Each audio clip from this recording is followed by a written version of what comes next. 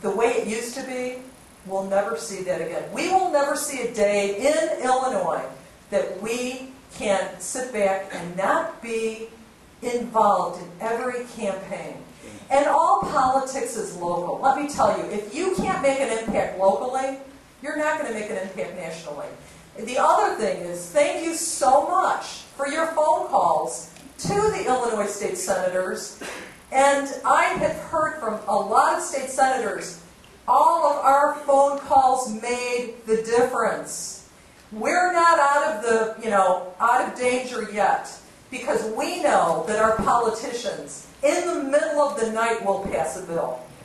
But, the problem they're having now with the budget, so, we have to stay vigilant about that. But our phone calls, again, they made a difference. It stopped. It even said in the paper, they had talked to the sponsor of the bill. He said that the senators had been lobbied hard by the anti-immigrant groups. And everyone knows we are not anti-immigrant, we are anti-illegal alien. But he said that made a difference.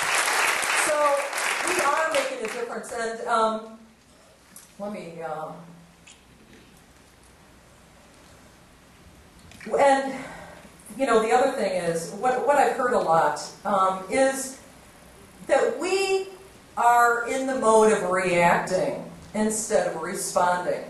Well, I know that I have a video that's at least 15 years old that talks about the organizing that was going on with the pro-illegal alien groups. They've been organizing for 40 years, folks. What you're seeing is it didn't happen overnight. We've only been doing this, I'd say, since April 2005, when the Minuteman Project hit the border in Arizona. So we've done a lot, and we've got to keep at it. The thing about responding, somebody gave me this. It's a very good analogy. If you go to the doctor and he gives you medication, and you have a bad reaction, it's considered bad. You're reacting to the medicine.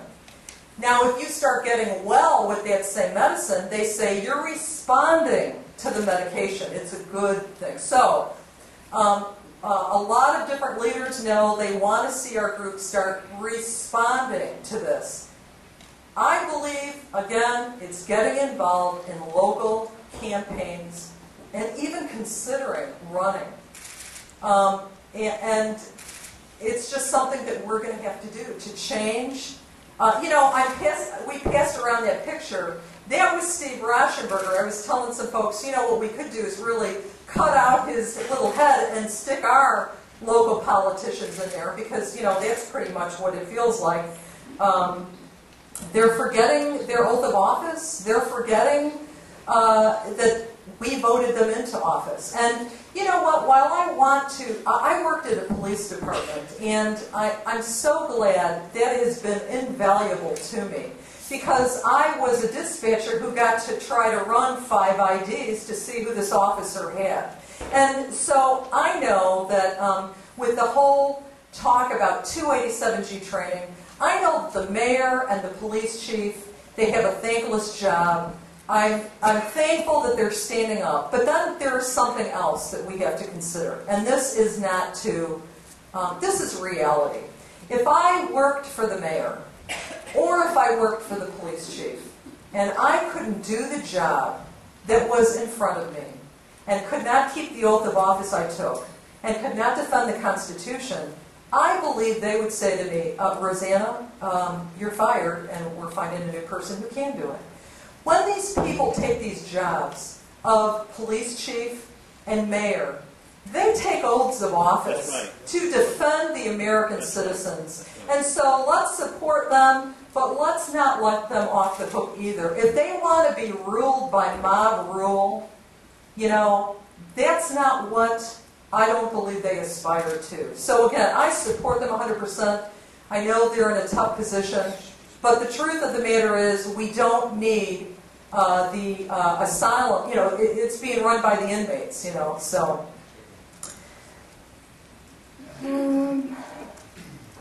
Again, get involved locally.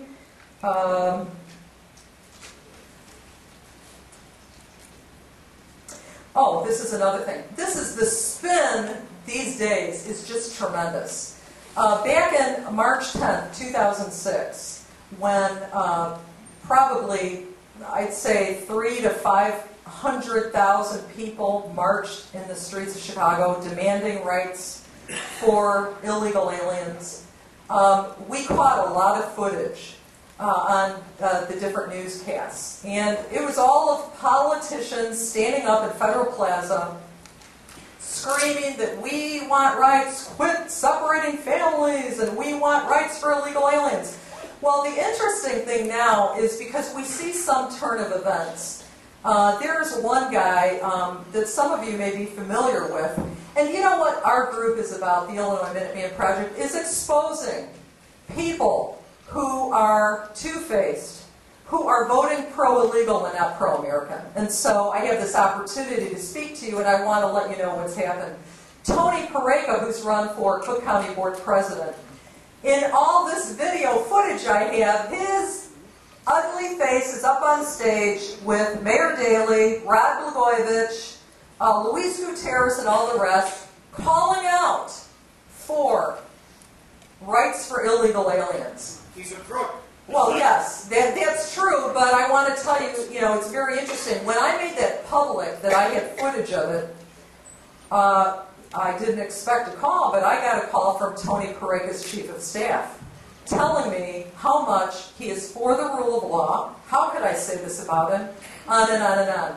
The spin, folks, we have to have our, excuse my French, BS detector, working very well, because the backpedaling of the McCain campaign, the godfather of this amnesty bill, and now he wants to separate himself from it.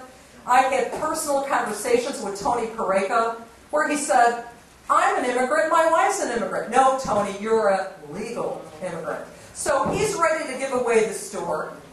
He voted once to make Cook County a sanctuary county. He abstained this time. But let me tell you also about the resolution in Cook County. We do now have a resolution that is pretty much law about being illegal alien friendly. It's the first county in the United States to pass this resolution. And I read it. And I told you about the matricula consular. That's a major threat to our national security. I told you that even Mexican banks do not accept it. There's a lot of different facts. I have a couple of sheets here, and it's on our website too, the facts of the matricula consular, which we need to educate ourselves so when we go to town hall meetings and stuff, we can bring this up and talk to our Illinois senators who voted this in. So I lost my train of thought. It's okay. Okay, the matricula, thank you.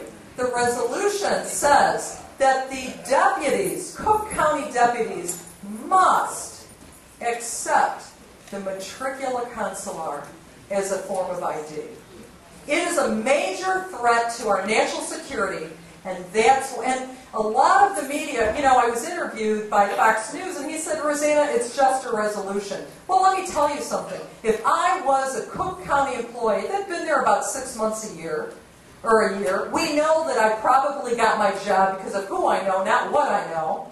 Do you think I'm going to follow the law when this resolution is there? No. It's intimidating Cook County employees to not follow the law. So that's something, that we have to think about. I don't care if it is a resolution. Doesn't the Cook County Board have anything better to do? We have all this debt, and again, those are campaigns we can get involved in. Cook County commissioners, Lake County commissioners, the sheriff's office. There's something I want to tell you. Thank God that the Department of Homeland Security created a program that is a tool. It is a tool, just like a hammer or screwdriver. It's a tool for local police departments to get a handle on illegal immigration. But I'm going to tell you the fallacy about it. Because when you go back to your towns and city halls and villages and go to your city council meetings, which you need to be doing, and saying, listen, would you send some officers to 287G training? And the mayor or the police chief says to you, you know, we don't have the expenses, or no, we can't afford to lose an officer for 5 weeks of training. You can say, and see, now they've shut you out. They've given you this reason, and they say, okay, now go home and go back to sleep.